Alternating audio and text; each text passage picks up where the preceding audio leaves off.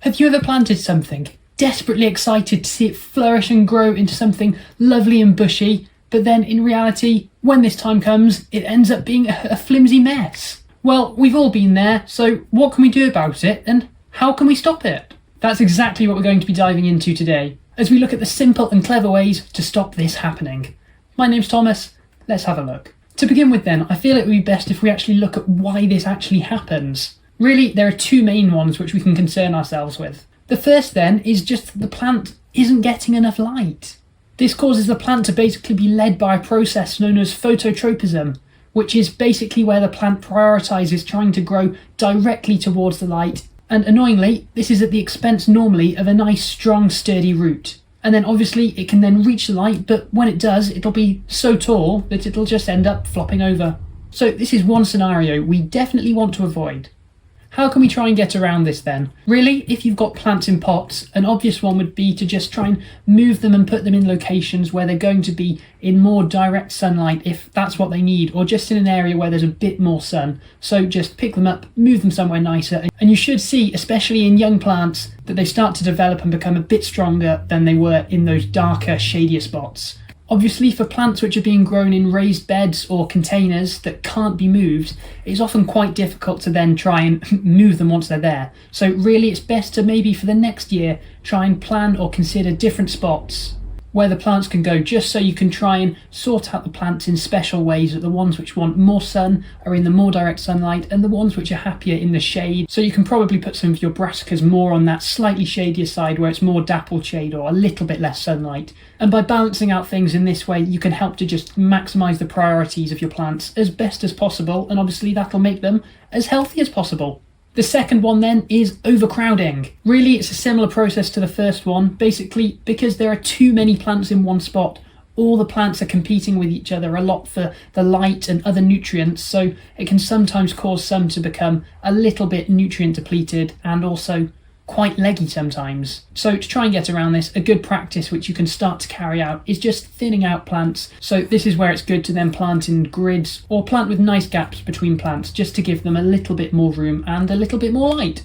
Despite these efforts though, sometimes plants just can become a bit leggy. So what can we do to support them? Well, I've got 4 solutions here, some which are slightly sturdier than others, some which make use of materials around you, and some which you can make yourself. The first one then is bamboo canes. For lots of gardeners, this is a must-have in the garden because it's ideal for plants which just need to be individually supported. And then of course, this can help them to stop flopping over or just snapping in some cases. And that is definitely true, and that is definitely something which I should have done back in the summer.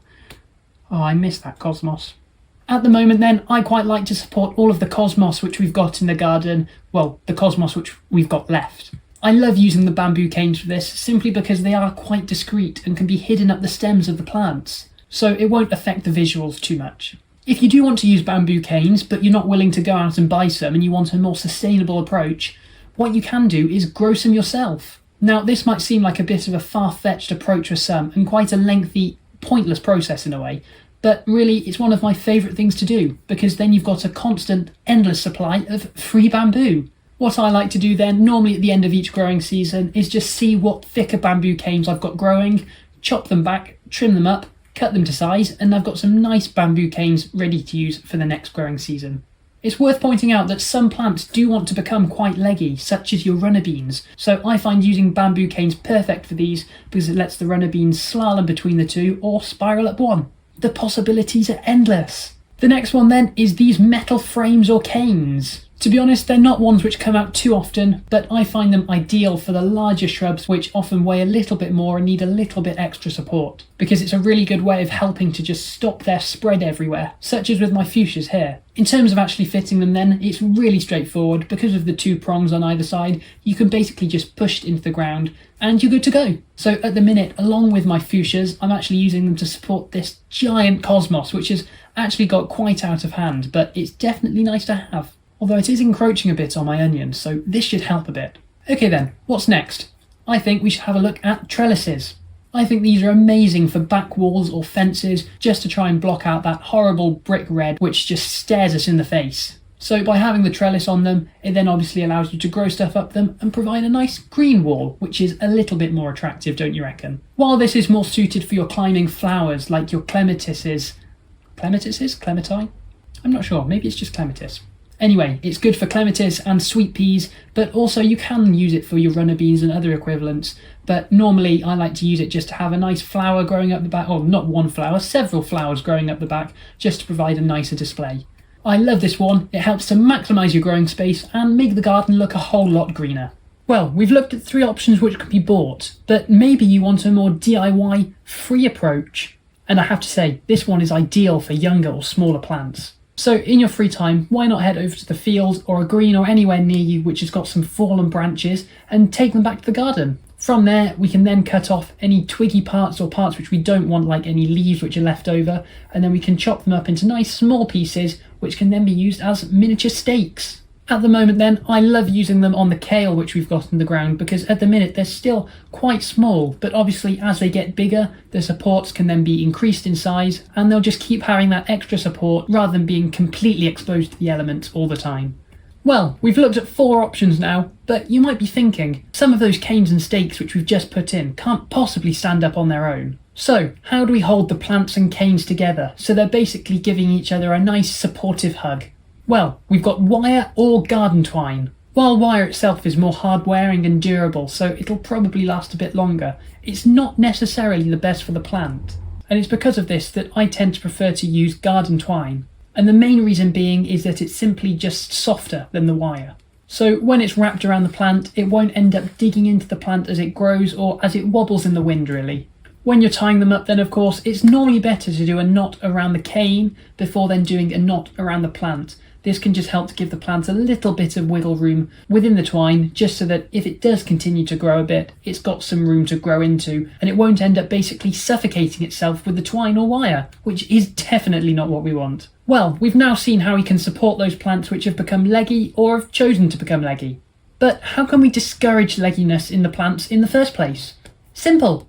A good way to try and train the plant from a very young age is just to keep pruning or trimming the tops of it. This is a really useful approach to go by, as by doing so, it can help to make a bushier plant with more branches which spread outwards. And obviously by having bushier plants which are much denser, they're much less likely to become really leggy, sparse and tall. And while we're talking about the plants becoming bushier, it can actually help to produce more flowers and fruits for the plant. And who doesn't want to increase their yields or have a much brighter and better display? Alternatively, you can of course plant the plants deeper or earth up around them. This can just help to give them a little bit more support and stability in strong winds or bad weather, letting them stand tall and proud. And there we go, there's 4 simple and effective ways of supporting your leggier plants, why plants become leggy in the first place, and how we can discourage plants from becoming leggy. Wow, how many times can I say leggy in one sentence? That sentence is just becoming leggy now itself. Anyways, I hope this video was useful for you and you're able to put some of these into practice in your own gardens. And if you are going to do so, why not let me know down in the comments which ones you're going to try. If this video was useful for you, please consider leaving a like on it and subscribing to the channel, and why not share it with a friend, because it's the best way to support what I do. Other than that, thank you so much for watching, and well, see you soon.